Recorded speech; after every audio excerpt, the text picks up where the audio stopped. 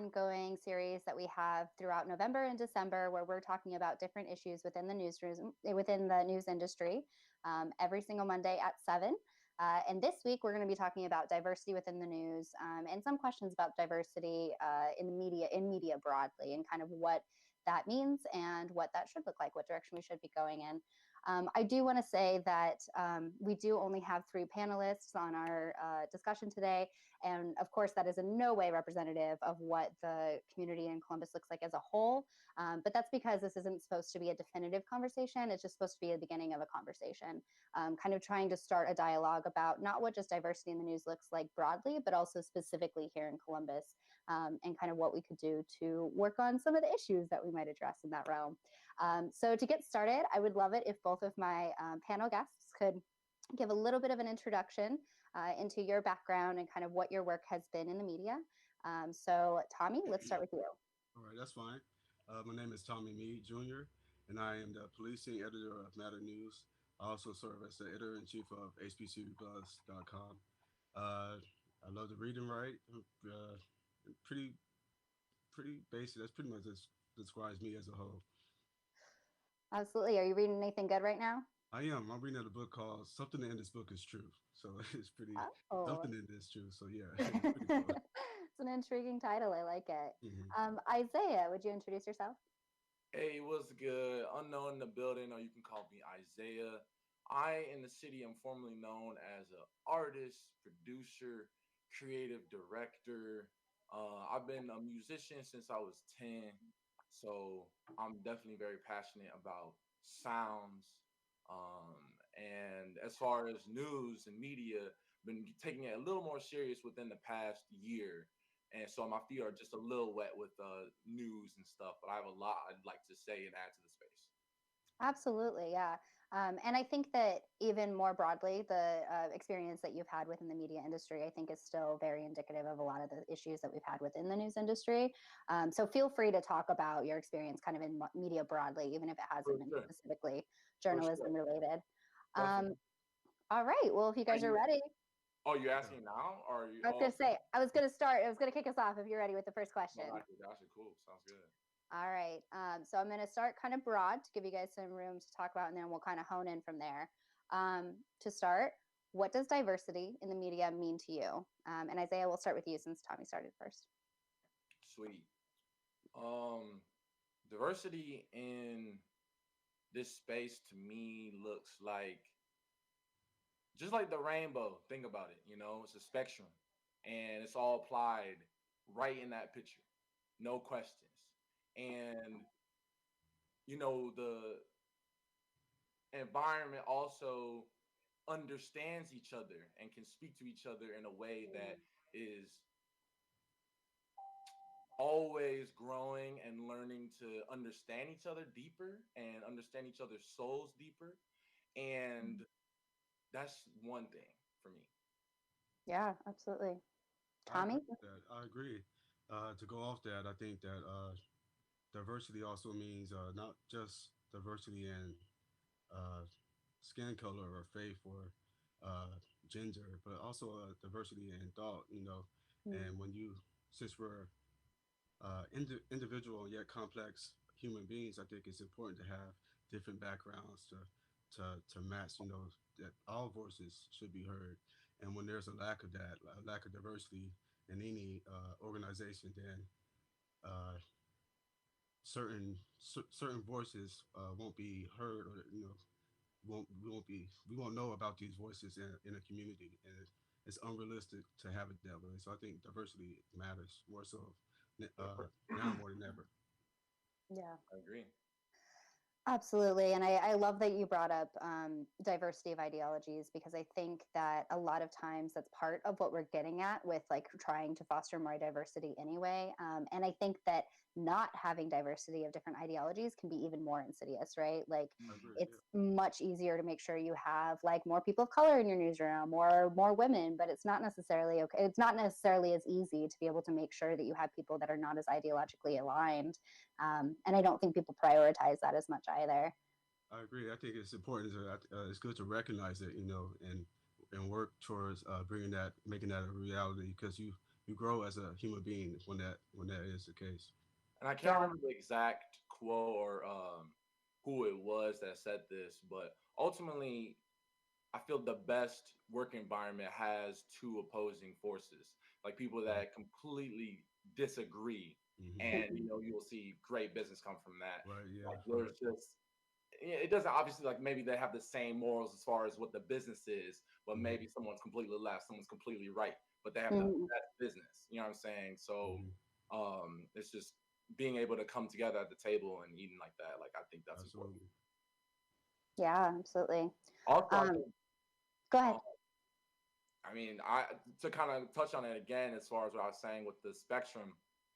Um, I know I said color, but to go deeper into that, like to piggyback off of what Tommy said, it's starting to understand where do people come from, and you know where where do people relate, like, yeah, it's basically like where do people come from, and how are they relating to the community ultimately is what I want to say. And I just think Mm-hmm. that there's so many different niches and traditions and cultures that we just don't Mm-hmm. understand, that are Right. just rolling out, that we have Mm-hmm. like warped perceptions of, because of really the news and and education in schools. And so that's just one other thing I wanted to say before I forgot. Yeah, absolutely. No, feel free for both of you. Feel free to jump in as much as you want. All right. Sometimes over these like remote video chats, there's such a lag that it's hard to make sure that we're moving on, but not, talking over each other. So jump over me, jump in, talk over me. I'll stop. Please, please, Leo. I'll do my best not to interrupt. Mm-hmm. Well, feel free to. I'm giving you permission. Um, so along those lines, why? Well, I guess the first question would be: do you think diversity within the news specifically is important? And if you do, why do you think it's important in the news? I can go first with that one.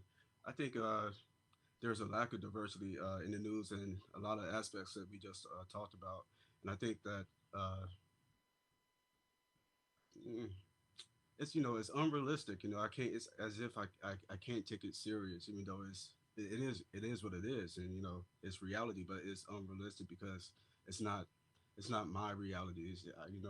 What I mean. Growing up, I've always been. I think I told you guys, Jalen, and the rest of you guys on the team, that I've always been good in the field of English. So I always wanted to be a writer. I just didn't know it until college when I started taking more seriously. But growing up, I didn't see anyone like me growing up, all through K through 12. And to me, it wasn't a reality to be a writer. I didn't think that I could be a writer just because I didn't see anyone that looked like me until I got to college.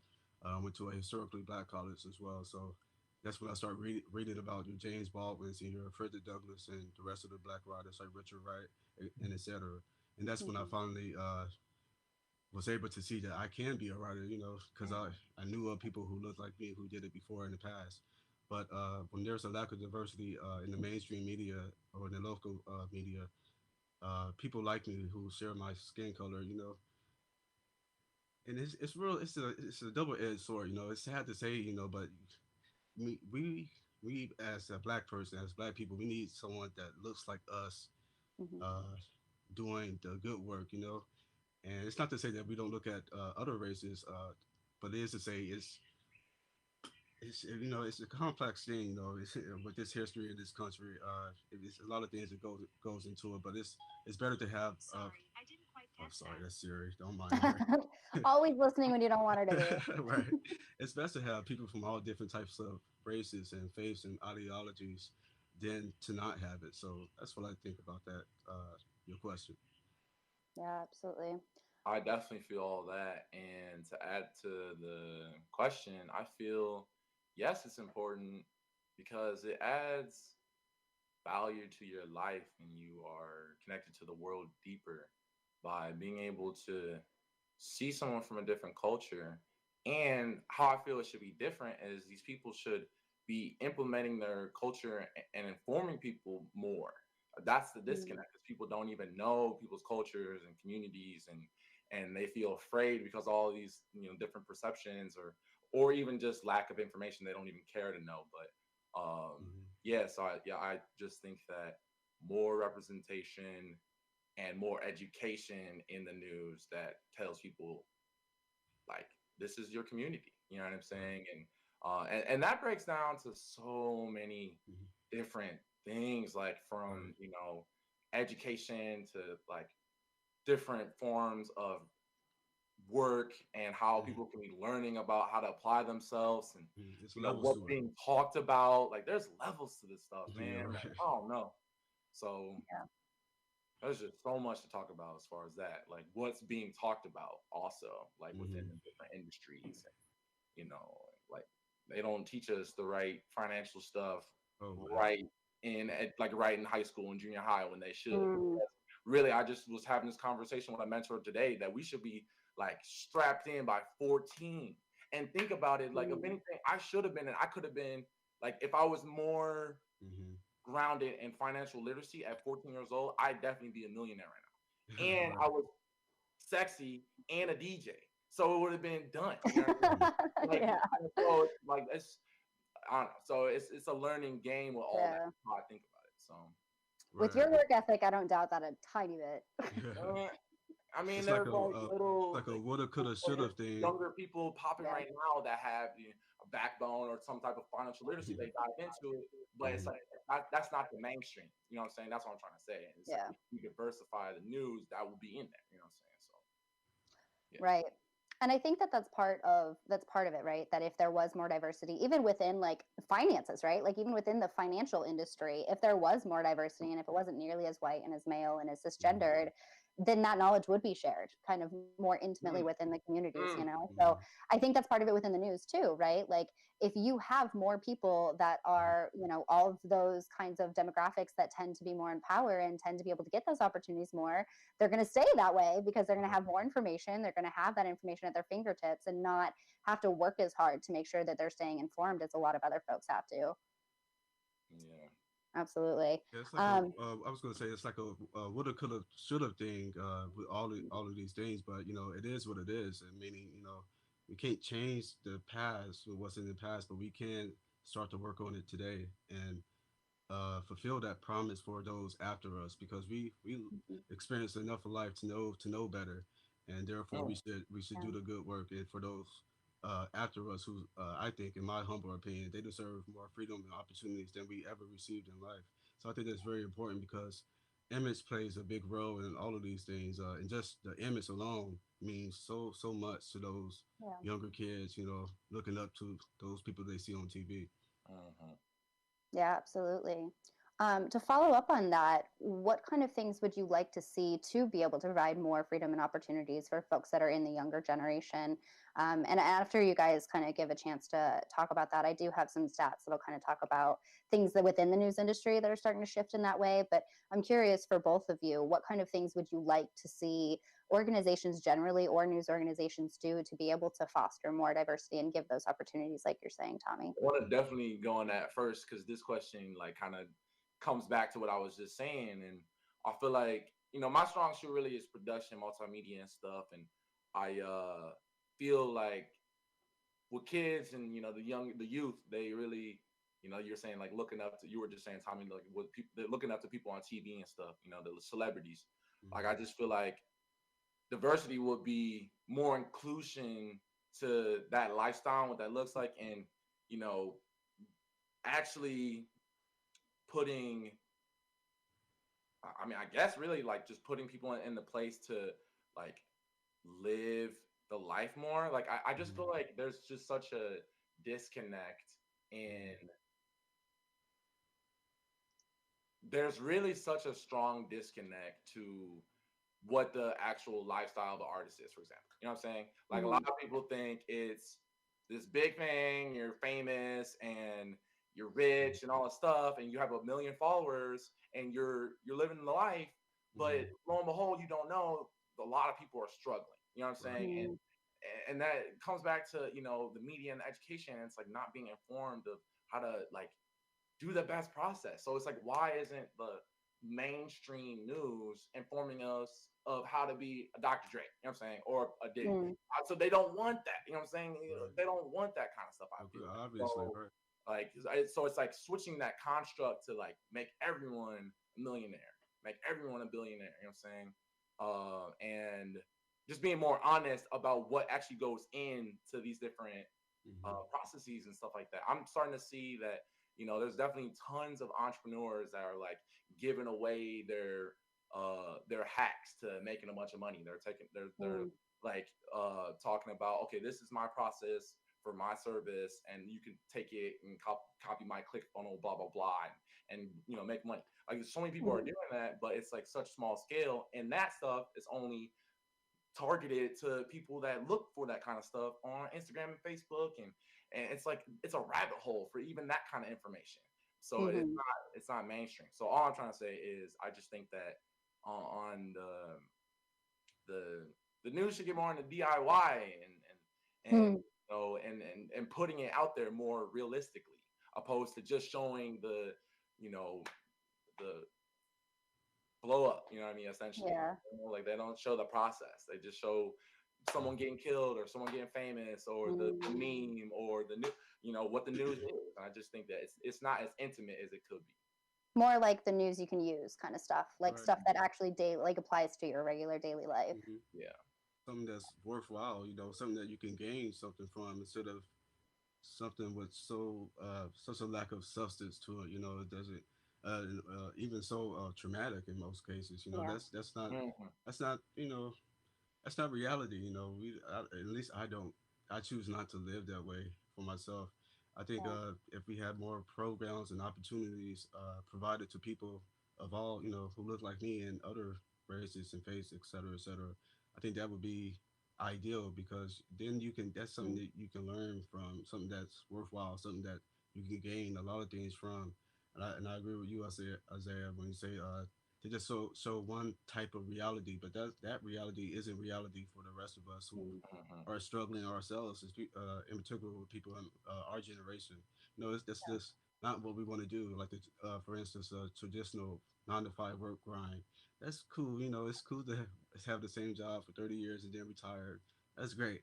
But we want to do something else, and that should be those people, who are doing that, that is the reality for them. I think that they should give back and help those who want to do the same thing.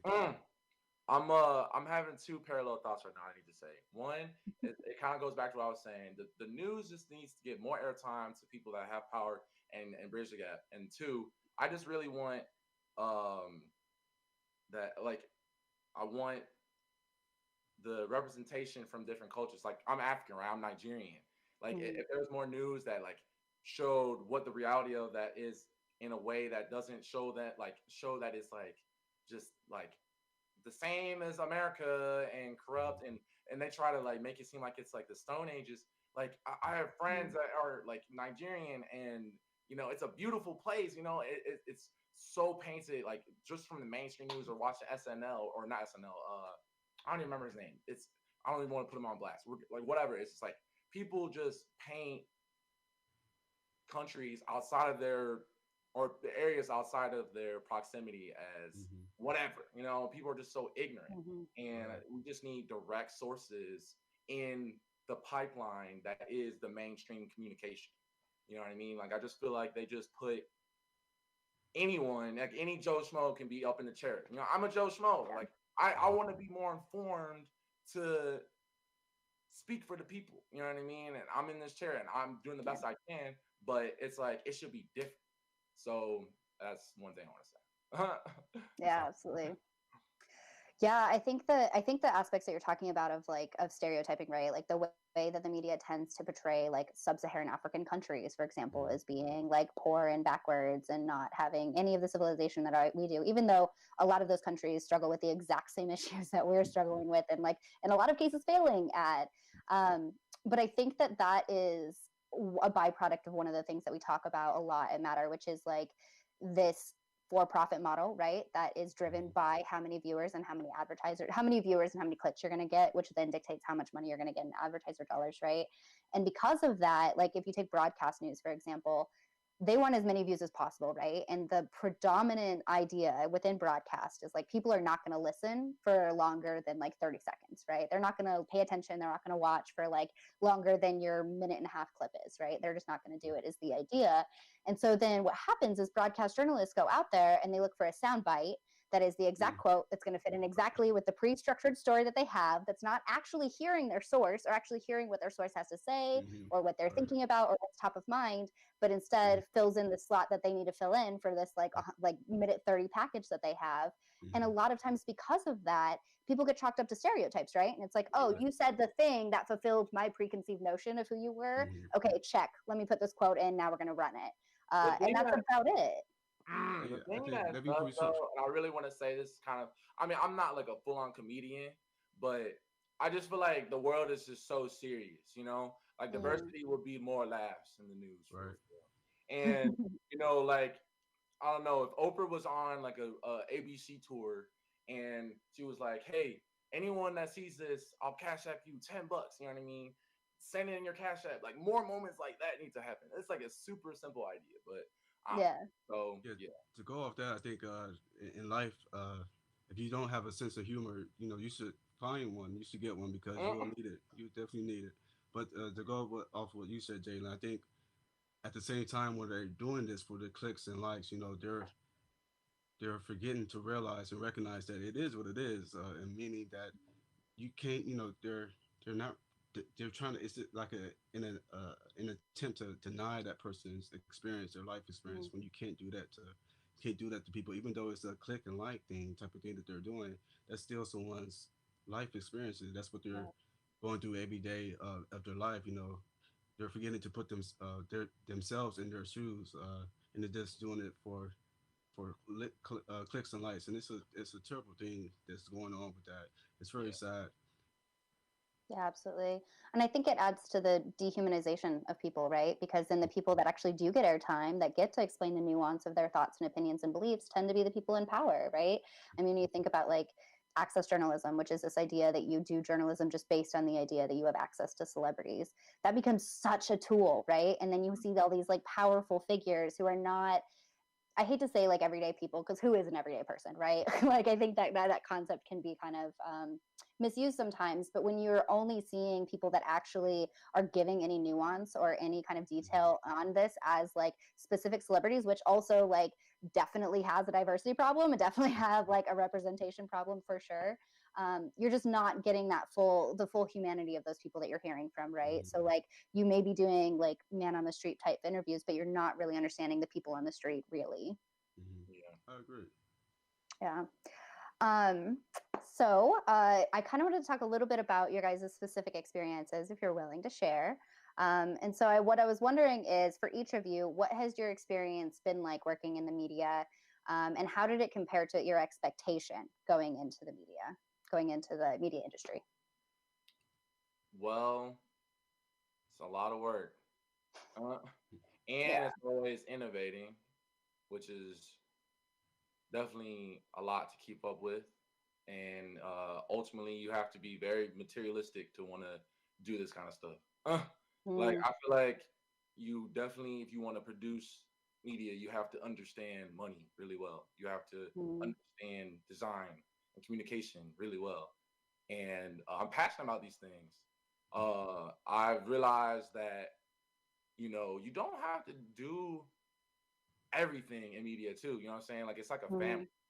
Uh, I've been I've been learning since 2017 because of my collective For the Vision that's based down in Nashville, and it's just a movement worldwide. And it started to show me through like my partner B shooting, like brother. He started to show me like how valuable the moment is, and the right person, the right vision can really capture something beautiful. So and also um, through media, I've just realized how important it is to be fluent and to be on top of performance, and just every moment matters. And it's matter, not to sound cliche, but like it's really the truth. Once it starts rolling, those moments are captured. You know what I mean? And if it was live and broadcasted to the world, everyone will see. And that's why memes happen and people get dehumanized, whatever, because people just want to pick apart stuff opposed to look at the bigger picture, and that's sad. And I definitely would like, I love to look at both sides, and that's why I spoke on like taking things lightly. But at the same time, this is the most serious it can get as far as being a public figure and speaking and wanting to make sure things are clear. I feel so. Yeah, it's been a balance for sure. Like with who I am as more of an entertainer, wanting to have fun and keep it jigging.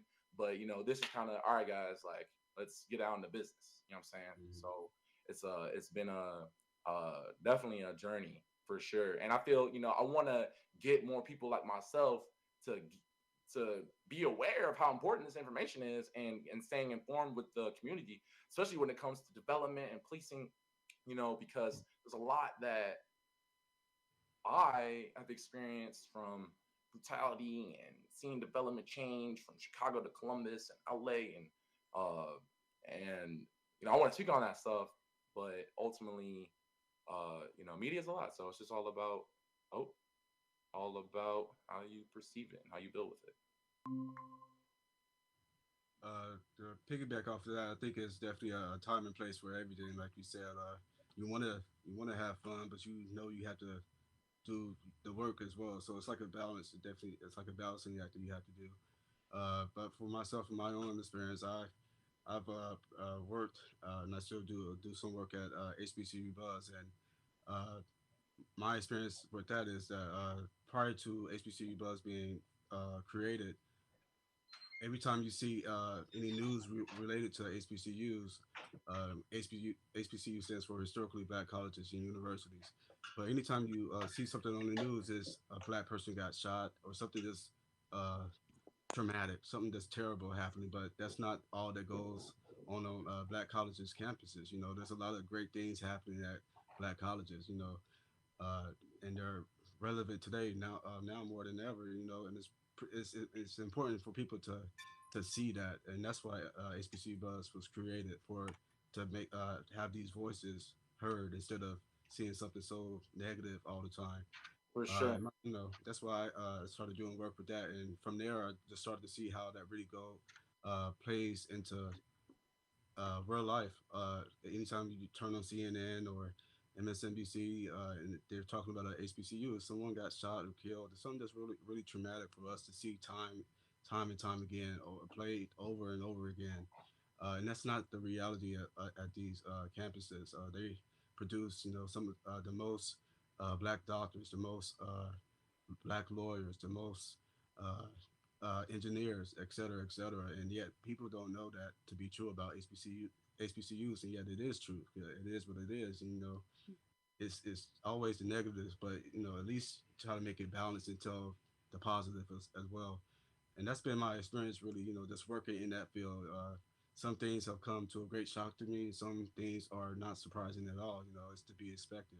And now that I find myself at this brand matter, you know, in this field, working as a policing editor, there's some things that I'm learning that I was completely oblivious to be honest, beforehand. For instance, like the police officer, the highest ranking black police officer at the Columbus Police Department. Her name escapes my mind. I'm sorry. Yeah, but just to know what was happening to her at this moment, it's sad, and I was completely oblivious to a lot of these things, even to be honest. And this is things that people should know. We should all know what's going on in our communities. I think that's Yeah, very important. And yet the real news isn't being told.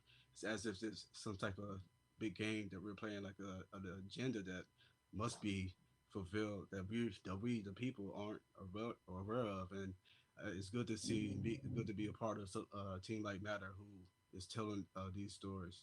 for sure.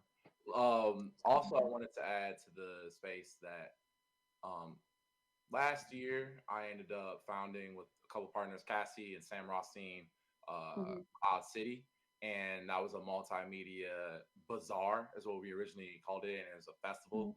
And I was a creative director, still am. Really, we're just kind of archived right now. And that, and then moving to Night Road Studio with Jason Harvell, which is streaming this right now. Just it's really got me into the frame of mind. Like I said, you don't have to do everything yourself, and uh, right now. We just need to uh, go deeper into technology and bringing people together, like you're saying, Tommy, to like speak on this message more efficiently. And you know, why I said technology is that ultimately my business partner, Jason, he's like in this deep mindset to like innovate constantly with that. And I don't want to speak too much on that, but like our business, I really see it as a part of the innovation of media as it rolls out and being able to inform people of that.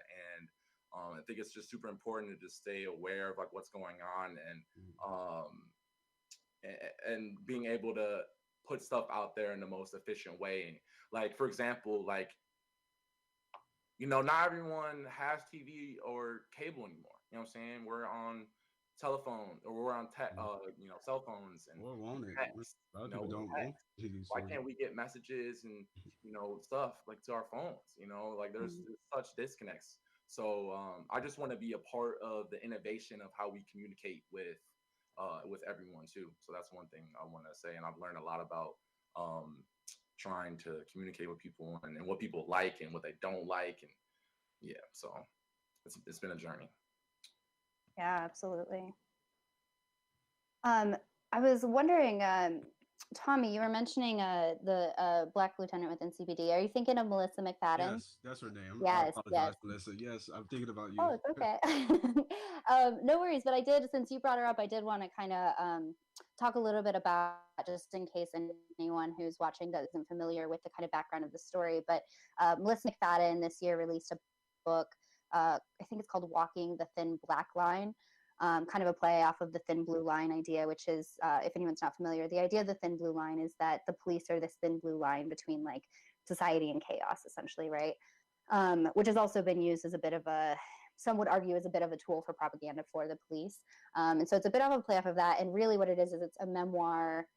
It's a memoir and a bit of an expose into a lot of racial discrimination within the police force, not just the way that the police officers have, not just the way police officers are treating protesters and citizens who are Black folks, but like how they're treating Black police officers. And I feel like there is probably more considerations there for other folks from marginalized backgrounds as well. So definitely worth checking out that book. I promise I'm not getting anything for this. It's just good to know about Columbus. Tommy, did you want to jump in? Yes, just something that I was thinking about too, because when I heard about it, I was just completely oblivious to it. I was taken back by it. Taken aback by it because I lived in Columbus for quite some time and lived in Ohio. So to find these things out to be true, I was shocked by it, to be honest. And yet we should know these things. We should be informed enough to know that these things are indeed happening in the community, and we don't know because and I'm pretty well informed. You see all the books back here. I like to read, and yeah, I didn't know this to be true, and it comes to a great shock to someone like me, for instance, to find these things out to be true that's happening every day, even in the communities, and yet people don't know about it. So it's good to be a part of a team like Matter that is making a serious effort to talk about these things and tell the stories of people who will be voiceless if it wasn't told by us. And I think that there's a lot of great work that's happening right now at Matter, and I'm glad to be a part of it. Definitely agree. I definitely agree, man. Coming from Chicago, it's a clear sign of gentrification in multiple ways. And, I had no idea about that before I met Matter and started talking about all this stuff. I met Cassie in 2018 and started learning about everything that was going on.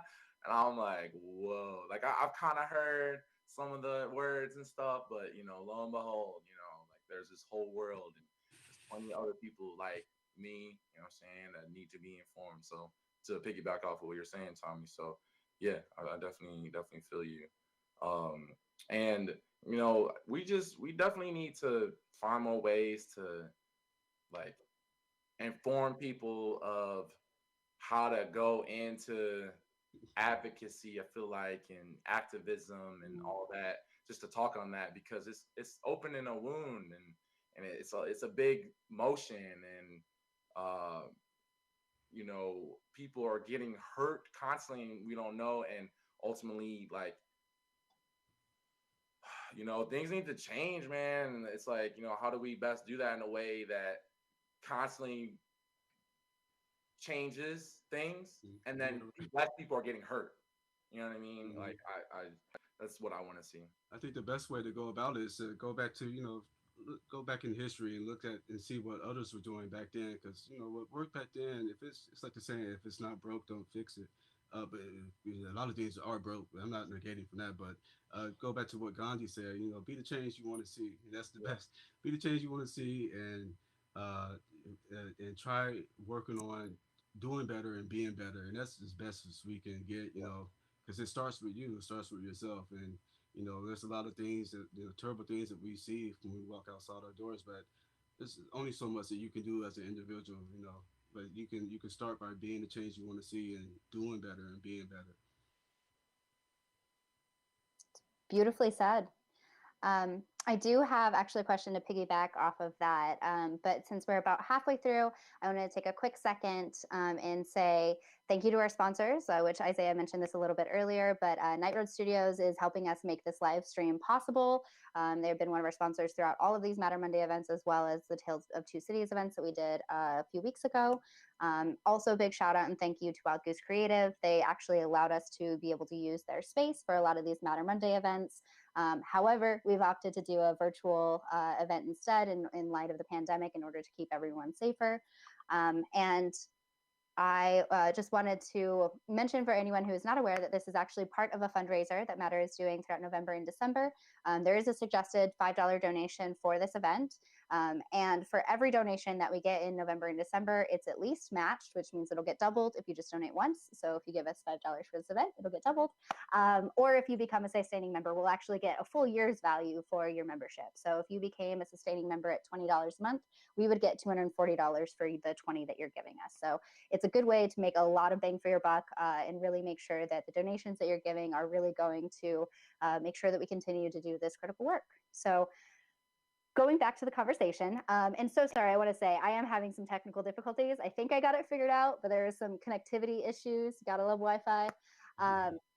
So I think we've got it figured out. But as you were both mentioning, and Tommy, kind of as you were talking about trying to be the change that you see in the world, right? Like being a representative, being a leader for what you want to see happen.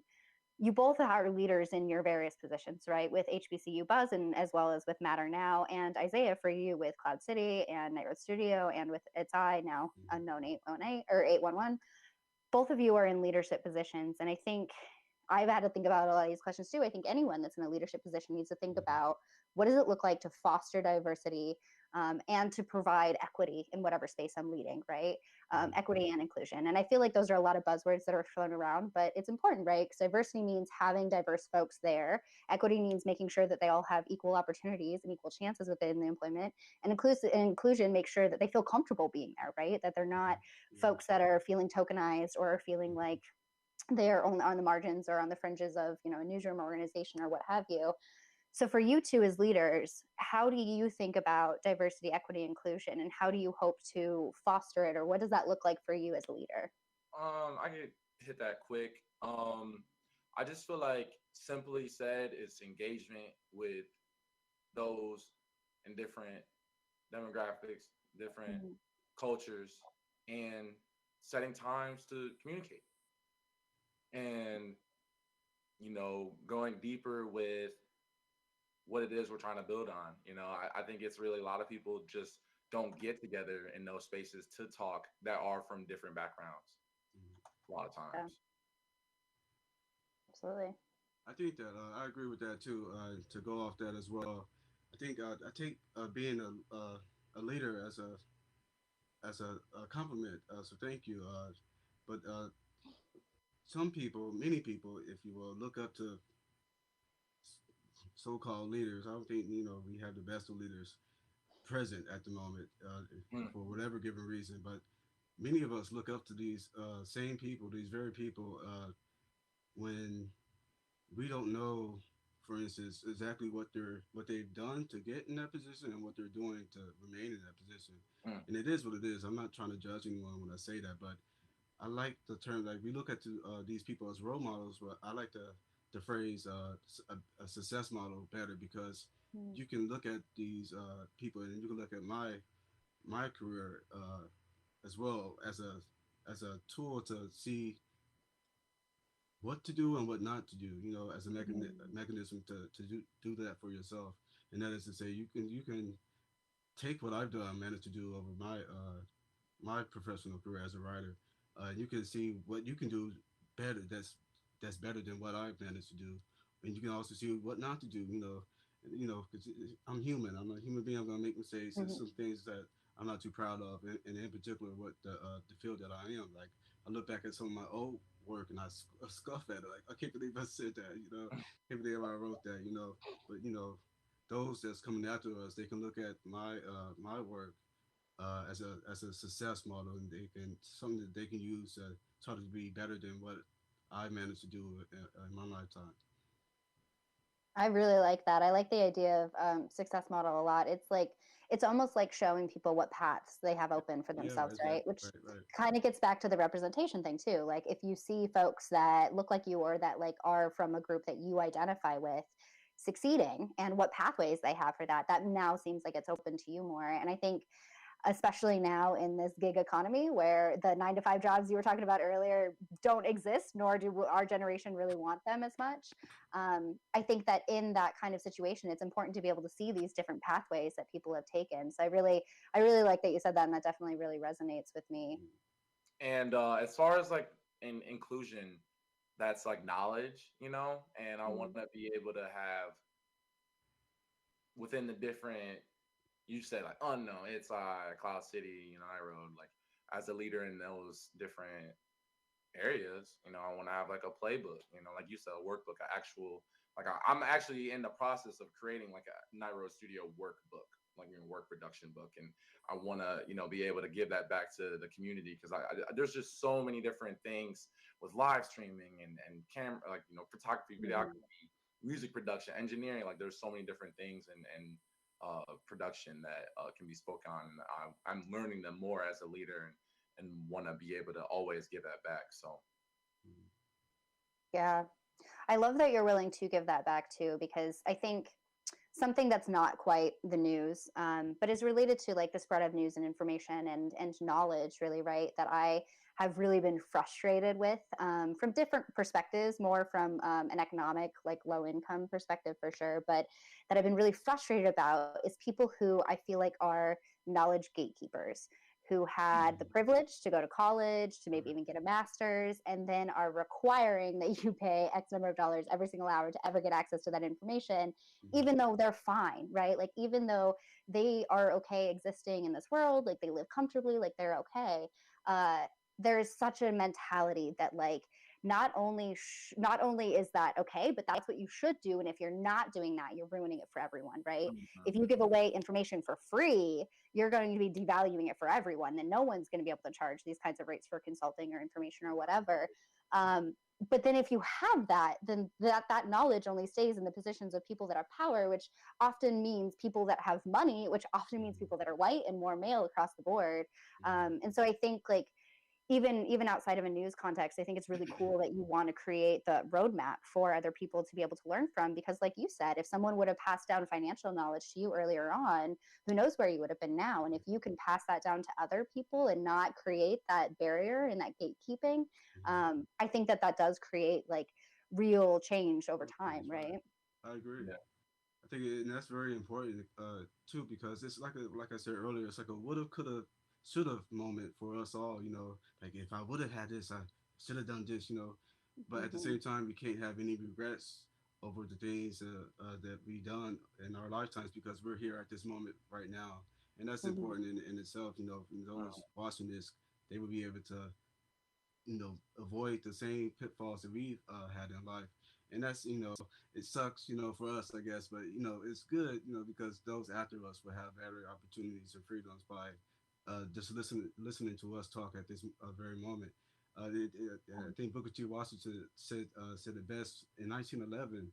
He was talking more so about the black community, but this is true now more than ever. He was just talking about some people want to keep us in our grievances, in our pain and Mm. suffering because it sells. You know, partly because they want sympathy and partly because it pays. It sells to keep us here, and that's so terrible. It's sad, and you know that's true. That some of us in high places in powerful positions want to keep us in our grievances because it pays, because they don't want to lose their job as a result of having uh, anything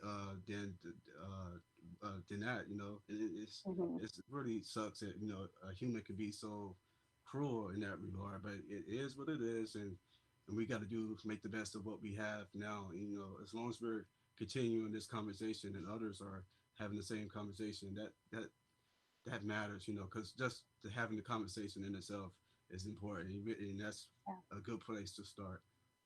Yeah. And I think it's important to make sure it doesn't end there, which is where I think a lot of organizations fail is they Mhm. just have the conversations and they never create the actionable plans that Right. actually create results. But like you said, you have to start the conversation to begin with, and you can't figure out what to put into the plan until you talk to people, especially people that are actually like from those Yeah. communities, Yeah. right? That actually Yeah. have those lived experiences. Um, so, with that, I do want to pivot a little bit more to local news in Columbus. And first, if you guys wouldn't mind telling me, and absolutely no shade at all, but I am curious, how much do each of you follow the local news? And if you do follow local news, what sources do you turn to? What sources do you feel like are quite frankly worth your time? For one, I'm subscribed to the Columbus Dispatch, so I think that's Mhm. obviously the longest running newspaper in Ohio, I believe, or at least in Columbus. And Yeah. I'm subscribed to it just to get the local news for myself. And it's cool, you know. I don't know. It's like it's it's an institution that's been here for a long time. It's highly regarded. You know, it's Columbus Dispatch. You know, no, I don't have Hmm. anything bad to say. It is what it is. I don't necessarily like or dislike them. I just that's the where I get my news. You know, I try to read Hmm. any and everything to get my. I like to be as informed as I best informed as I can. So I will read literally anything, everything, just Hmm. because. So, but yeah, that's mostly where I get my news, or I try to see anything that pops up on Facebook. I also get my news for social media. So anything that I'm seeing Hmm. off Facebook is Twitter and Instagram. I'll read that and try to be as informed as I I get my news from Cassie. can. I get Uh, it. Many people do. no, definitely Cassie, but like I don't really pay attention to dispatch. But I do like it's I'm more tuned into like entertainment news or Hmm. business news, like Columbus Business, and then ETC, and then which is Welcome White or Keys, um, Mm. everything creative, and then what was I about to say? Oh my god, ETC, and I'll come back to that. That's okay. Well, in the news that you guys have seen, I'm curious, like what you were talking a little bit about the dispatch, right? I'm Mhm. wondering, like, what kind of things have you seen these kind of issues that we're talking about in the news broadly? Have Mhm. you seen those issues here in Columbus, and kind of generally, like, what has been your takeaway from the news in Columbus? Because I definitely follow it and I definitely keep up with it a good bit, but um, I have a perspective as a news person for sure, and I haven't lived in Columbus that long. So I'm wondering for you guys, what kind of things you've seen and kind of. I feel like I'm rambling a bit now with this question, but Mhm. what is your takeaway been from the local news here? For sure. I was gonna say collaborate and elevate was the other news source. Mm, Um, but I feel the news is very niche, and just focuses on what it's been focusing on, and kind of doesn't want to diversify. Some people are, and that's why I pay mm, attention to independent sources like collaborate and elevate and etc. But they're still niche though. They're not like everything, So mm, it's yeah, just trying to find a way to diversify or what's the word? I guess create more nuance. Yes. mm, Yeah, it's like that way. It's so niche because it's like Jalen, like it's like what you said earlier. It's for all clicks and likes. You know, that's the Yeah. mm, goal. And since that's the goal, that's to be expected. That it's so niche and it's so white and so older man. And that's yeah. that's what. that's what it is. It is what it is in that regard. But to go with that, what I've seen in the Columbus Dispatch, for instance, is a reality that I'm starting to see more and more, and I think it's kind of sad on my end because I'm was literally completely oblivious to a lot of things before I joined the Matter team. I started, came to a great shock to me to find that some of these things are happening right here in the city. Mm, And that is to say that the Columbus Dispatch does a very great job of painting this reality of this city that isn't the reality for many of us. And that's what I'm seeing. Every day now. I'm learning something new every day since joining the Matter team, and I'm happy to say that, but also sad that I was mm, Misinformed. misinformed. Yes, bamboozled. Yes, you will. Fooled that Oh, yeah. things are happening in the city. Like it came to a great shock to me to find these things out because you'll think that this city is doing relatively good. It's one of the best cities to live in the Midwest. It's a lot of people coming here every year. It seems like it's all good, Hmm. but deep down, when you go start looking into certain issues, you start to see that.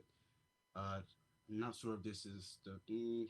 Shouldn't quote me on this, but I think like more people are being are having issues with police brutality, for instance, Mm, in this city more so than any other city in the country. It's like no way, like that's not yeah. happening, but it is happening. And, it's good that I'm not so misinformed as I was before.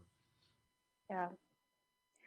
I think Columbus, and for me coming from a national media organization, I think Columbus was one of those places that was really interesting to me because it was flying under the radar, and not just nationally, for people there too, and that's what I realized in talking to Cassie is like she says she talks about this a lot and part talking about why we started Matter, but people were coming to her because they were learning more from her Instagram than they were from like the local news, right? And I think that a large part of that is because the local news is telling a very specific narrative and is missing this kind of underlying things that are happening in Columbus a lot, so much so that like people that are living here don't even necessarily know that they're happening. Wonderful. Let me look at my questions here. I think that that's most of what I had for you guys for questions. We got a few more minutes here before we finally wrap up for the night. Are there any closing thoughts that you guys want to have about diversity within the news? I just want to follow up off of Tommy for saying the Gandhi quote, and we all do Mm-hmm. need to be the best we can, be our best selves. And I do strive to do that every day. If you listen to my music, you will hear one of my mantras: train every day. And we are looking to renew and better our mind, spirit, and body every day, really. And we are interconnected more than we realize. And that's why I'm a part of Matter, is to get these important messages out there, and do it in ways that may seem unorthodox but to the point. And I appreciate this time and appreciate anyone that's tuned in. Yeah, I agree with that, and I think at this time in a world where we have so many people taking the ladder up after they gain whatever position of power that Mm-hmm. they're in, we need to uplift as we climb all the Mm. more anyway, more so than the former. And I think that's something very important. And the way you can do that is by knowing that your voice matters. And if you don't have a voice, find your voice and put the things that you want to see out into the world. And who knows what will happen as a result of that? Because once it goes into the universe, anything can happen, and that Yeah. is to say anything is possible. So your voice matters. And to go off that, please donate if you can to Matter because it's a good cause that I think that a lot more people need to get into. It's something that's worthwhile, and this is a good cause Mm-hmm. overall. So if you could donate, please donate. That'll be a great help for us as a team. Yes, sir. Absolutely. It'll help us to hire a lot more folks too to make sure that we're actually having people from different communities within Columbus reporting on these stories. Before I wrap up and give my whole closing spiel, where would you guys like to be found? If people want to find you online and follow you and see what other things you think and talk about, where would you like to be found? You can follow me on Facebook. You can search Tommy G Me Jr. Tommy G Me Jr. I should pop up on Instagram at TommyG.me Jr. and on Twitter at Tommy G Mead Jr. Mead Meade. Awesome. Cool. So you can find me on Instagram, my artist profile, unknown without the O, 811. Mm, all right. And I have a band as well. You can check out It's I Band. It's ITSIBAND. That's Facebook, Instagram, Twitter. Um, so yeah, that's where you can tap in with me. Or Night Awesome. Road Studio. Or Night Road Studio. You can contact me there for any multimedia production needs or recording. You can find me at Usick Brand right now. I'm a yeah, I'm in a lot of places. I'm in a lot of I was gonna say your many hats over here. It's good though. It's a lot of places for people to Yeah. find you. So, Right. all right. Well, as Tommy mentioned, this is part of a fundraiser. So, for any of you all, any and all of you who are watching who can donate, please consider donating to us. And if you can, becoming a sustaining member, that helps us not only because of the match, but that also creates sustainable revenue for us moving forward. And as I was saying earlier, the more donations we can raise, the more positions that we can open, the more hours that we can give folks, the higher pay that we can give, so that these folks who are working like several jobs and trying to get ends to meet can stop working some of those jobs. The more donations we get, the more likely that is and the more possible it is. So please consider donating at matternews.org/donate. You can become a member at matternews.org/join. Thank you so much to both of you for talking to me and for having this discussion. I really appreciate your time and your words of wisdom. Thank you for the opportunity, guys. truly. Absolutely. All righty. I don't, are either, does anyone monitoring the feed? I just want to check real quick and make sure there's no questions from the audience, I can check Facebook. if you don't mind.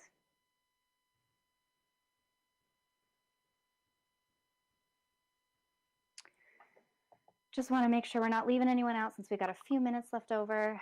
All right. It doesn't look like we have any. It doesn't look like we have any questions. Cassie's monitoring the feed for us. I wasn't sure if she was going to be able to answer, but with that, I think that we are all good. Thank you again so much, both of you, and I hope you guys enjoy the rest of your night. You too. Remember to uplift as you climb, guys. Uplift as you climb. Yeah. Yes, Stay for the vision. absolutely.